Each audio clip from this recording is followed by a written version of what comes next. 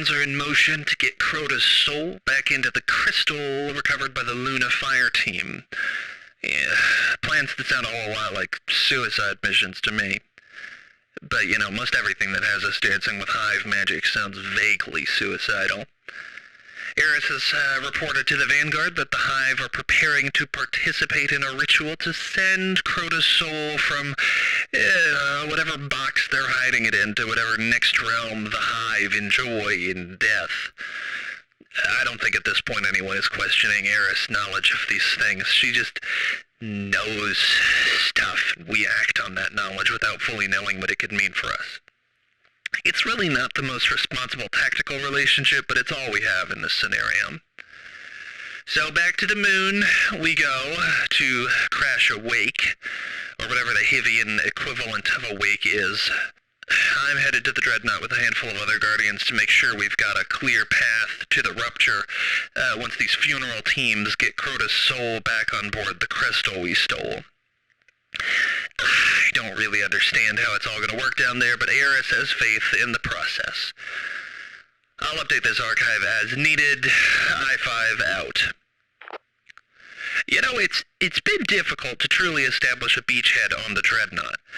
On one side, we have the Cabal, still holed up in their crashed ship, popping out every so often to make trouble. And on the other side, we have the Hive and the Taken, just coming out of the woodwork every which way the minute we turn our backs.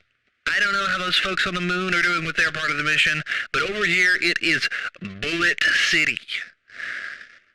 The walk from the transmitter area we've set up to the rupture is not overly long, but it is impossible to check our corners along the way. There's just not enough of us. On more than one occasion, I've literally stepped on a sleeping Hive acolyte because it just looked like another hunk of chitin piled up on the floor. We are trying to secure a location in which the very walls of the site might not turn and start shooting at us at any moment. We've done a little more exploring, which is to say, not a lot of exploring given our resources.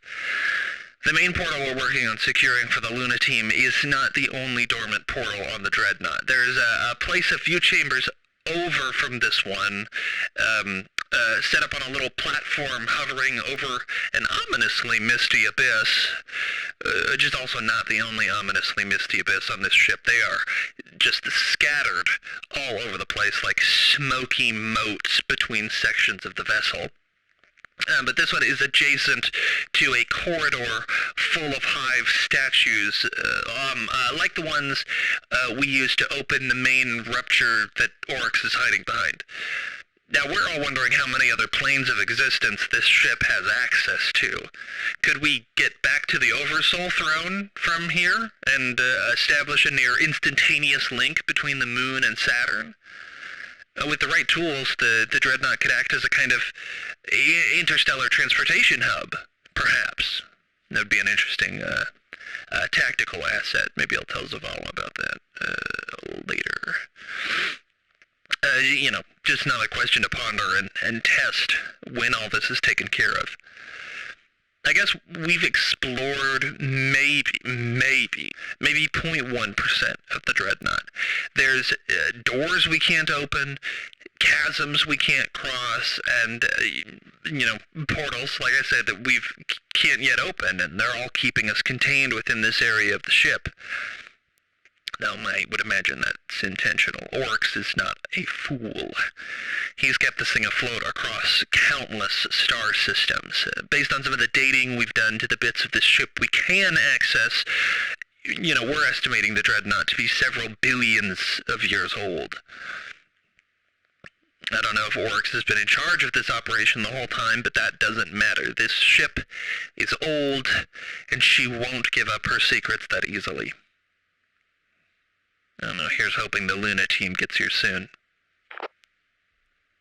Alright, today is the day. The Crota crystal is en route.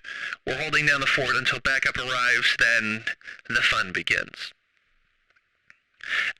I was thinking, though, I don't know if this is really the right place to be recording this, but I was thinking about Crota and how all this came to be.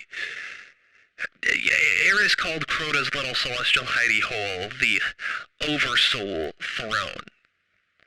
Which got me thinking, what's an oversoul?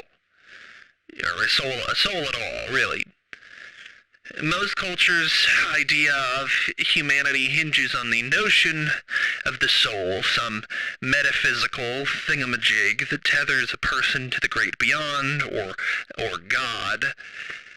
When you die is where the divisions in thought begin. There's the theory that your soul exits your body and goes to paradise or to hell based on how you fared here on Earth. And there's the theory that you become one with the universe, also based on how you did on Earth. And I can't remember if that's also the theory where if you didn't do great, your soul returns to a new body and then you take another crack at things. I can't remember. But the point is, everyone generally considers that you have a soul. But how does our resurrection by the traveler play into that? Is our second chance at life and pseudo-immortality a repudiation of a creator? If I really died and my soul went to whatever place in the beyond it ended up being sent to when I died, did the traveler pull it back and shove it into this body? There's a whole other set of questions for me as an exo, just to throw a whole different wrench in the works. Did I lose my soul when my mind was transferred to this body the first time?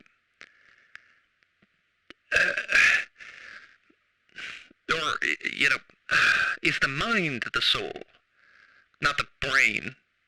Obviously, I don't have one of those, but the mind.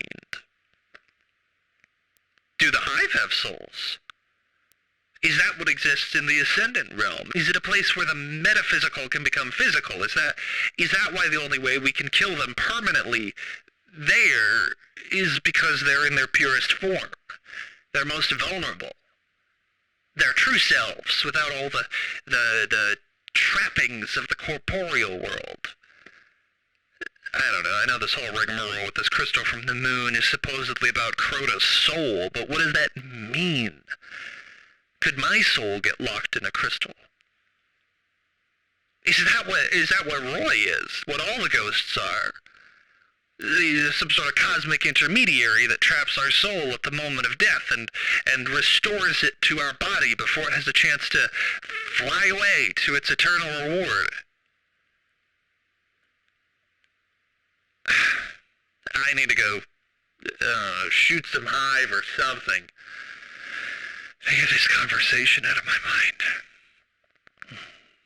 If violence is a coping mechanism, it's lovely. I-5 out. We really just have no idea how any of this works. We think we do until the moment we know we don't. This is the cycle of the Vanguard.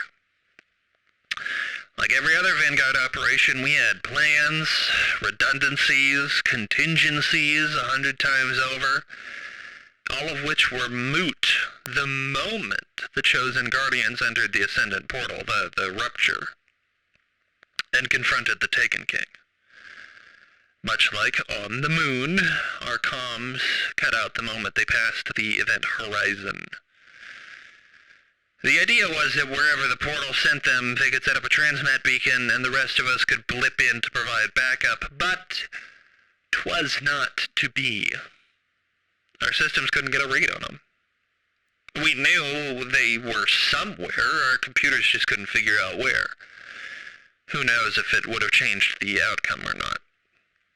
If you're in suspense while listening to this, they did kill the Taken King, at least, they did here. There's still the matter of the Ascendant Realm, where he can truly die, a mission to see, it's being planned right now, but as far as our realm is concerned, Oryx is no more. However, there is some worry about the manner in which he was killed, or not killed, in a way. After it was clear to him that our Guardians were too strong to defeat, Ghost readouts showed he committed some sort of, ceremonial suicide, let's call it. Some sort of magic he did that pulled his body from the Dreadnaught and tore it apart out there in the void, allowing its fragments to drift toward, the other celestial bodies in orbit around Saturn. So the question is not of his ascendant reflection, at least to me at this point, but of his worm, the little grub that powered that monstrous chitinous body. Ideally, we'd have been able to kill the worm ourselves, just pull it from the husk and stomp it with a boot.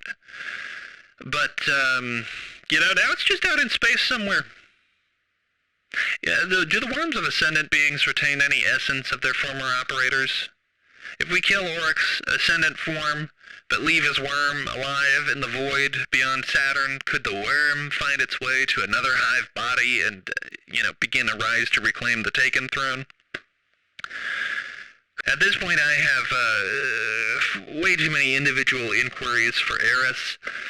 I may as well just write out a whole dissertation and she can amend and refute it at her leisure. Okay, so now that we've got almost everybody back from the Dreadnaught, I wanted to take some time to get some thoughts down here about this Taken War, as it's come to be known. Some part of this feels like unintended consequences. I don't know, I shouldn't even say some part. This feels like unintended consequences. Would Oryx have arrived on our shores if we hadn't taken the life of his son? Was Crota planning an invasion of Earth at Oryx's behest, or was it a plan of his own making? Regardless of the architect of the planned invasion, what would the purpose of such a venture have been, apart from a need for killing and consuming as ordained by the Hive's sword logic? And I don't know, maybe that's the only reason they need. Our planet can't have much for them besides creatures to kill and land to breed upon. But again, that's, maybe that's all that matters to the Hive at this point. Just finding a place to be, to kill, and to make more, little Hive. So maybe Oryx was already on his way here. Or maybe he only showed up because he wanted to avenge his son. But why then stop at Saturn? Had the Awoken found a way to kill the engines on the Dreadnaught? It would make sense, since the ship never moved from that spot even after the Awoken fleet had been decimated. Or was there something else in that part of the system the Hive wanted more? Were they stopped by outside forces, or was the orbit around Saturn a deliberate move on the Taken King's part? Certainly some of these questions are moot. Their answers wouldn't gain us anything except peace of mind in our own actions. Nothing to change the outcome of actions we've already done. And what now of the empty throne? Some of the reports I've been reading from other Guardian fire teams have noted hearing the voice of Toland. You remember Toland from Eris reports of the Crota fire team. Sometimes people hear him as a whisper, sometimes a shout, sometimes in dreams, sometimes in waking, pontificating to no one in particular about the death of the king and who should replace him. Eris says she's heard it too. She transcribed the messages for the archives, so I guess you can go read those if you want to. One in particular is disturbing. More disturbing than everything else that's taken place here, I guess. Upon the death of Oryx, it would seem Toland expected one of the Guardians to assume the mantle of Taken King. After all, that would be the proper step forward within the paradigm of sword logic. Killing and consumption to appease the worm inside you. But no one stepped forward. At least not on our end.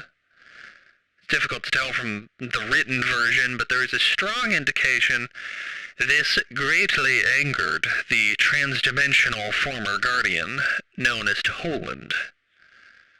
But the Taken still exist, They still dance in and around the Dreadnaught, contained now, but shifting aimlessly in and out of reality. Will someone rise to claim the throne?